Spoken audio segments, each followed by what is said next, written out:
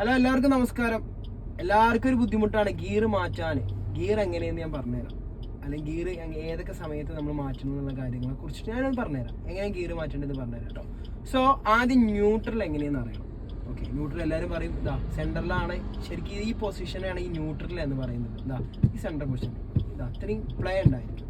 Okay, so ചിലപ്പോൾ in case ഞാൻ കിട്ടിയില്ലാന്ന് വെച്ചോ, ഏതെങ്കിലും ഒരു ഗിയറിക്ക് ഇടാം. ഞാൻ വിട്ടത് ഇപ്പോൾ സെക്കൻഡ് ഗിയറിക്കാണ്. ഗിയറൊക്കെ ഞാൻ പറഞ്ഞുതരാം എങ്ങനെ ഉണ്ടെന്നൊക്കെ പറഞ്ഞു. ഇപ്പോൾ ഒരു ഗിയർ കിട്ടും, ഏതോ ഒരു ഗിയർ കിട്ടും. ജസ്റ്റ് താഴത്താണ് ഗിയർ, ഇനി പോവില്ല.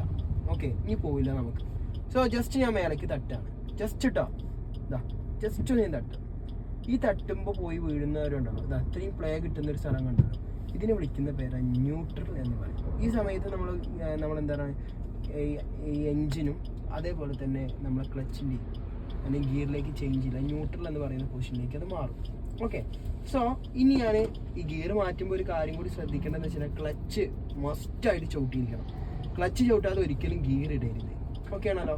സോ ക്ലച്ച് ഞാൻ ചവിട്ടിയിട്ട് ഫസ്റ്റ് ഗിയറാണെന്ന് കാണിച്ചു തരികയാണ്. ഫസ്റ്റ് ഗിയർ എന്ന് പറയുന്നത് നമ്മളെപ്പോഴും ഇതാ ഇപ്പം ന്യൂട്രലല്ലേ കിടക്കുന്നത്, നല്ല അങ്ങോട്ട് ചാരും. മേലേക്കിട്ട് എന്തായി ഫസ്റ്റ് ഗിയറായി.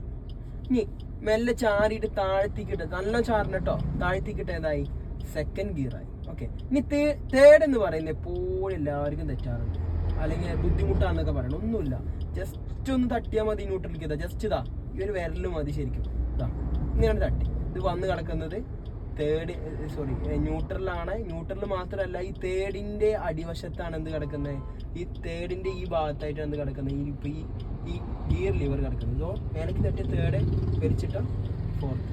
ഇത്രയേ ഉള്ളൂ ഗിയർ എന്ന് പറയുന്നത്. ഞാൻ ഏതൊക്കെ സമയത്ത് ഇടണമെന്ന് ഞാൻ പറഞ്ഞുതരാം. ഇപ്പോൾ ഞാൻ ഫസ്റ്റ് ഗിയർ ഇട്ടു, ജസ്റ്റ് ഒന്ന് മൂവ് ചെയ്യാണ്. ഞാൻ റോഡിലേക്ക് കയറാൻ ഇൻഡിക്കേറ്ററിൽ ഇട്ടിട്ട് കയറണം കേട്ടോ. പറയരുതേ, അതിൻ്റെ കാര്യങ്ങളൊക്കെ പറഞ്ഞിട്ടുണ്ട് മുന്നേ. അപ്പോൾ ഫസ്റ്റ് ഗിയർ ഒന്ന് മൂവ് ചെയ്ത് ആക്സിലേറ്റർ കൊടുത്ത് മൂവ് ചെയ്താൽ സെക്കൻഡ് ഇടുക. ഓക്കെ, സെക്കൻഡ് എടുത്ത് ഒന്നും കൂടി എന്ത് ചെയ്യുക, ആക്സിലേറ്റർ കൊടുക്കുക, ഒന്നും കൂടി മൂവ് ചെയ്യുക. ഏകദേശം 30-32 സ്പീഡ് നോക്കിയിട്ട് ഓടിക്കരുത് കേട്ടോ. ഒന്ന് ആക്സിലേറ്റർ കൊടുക്കുക, ജസ്റ്റ് ഒന്ന് തേടിക്കിടുക.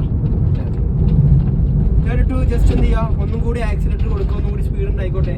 കുറച്ചും കൂടി സ്പീഡ് കൊടുത്തൊരു 40-42 ആ ലെവലൊക്കെ എത്തിക്കഴിഞ്ഞാൽ ജസ്റ്റ് വെച്ചിട്ട് അപ്പോൾ ഇനി ഒരു ഗിയറും കൂടി ഉണ്ട് കേട്ടോ, 5 എന്ന് പറയുന്നത്.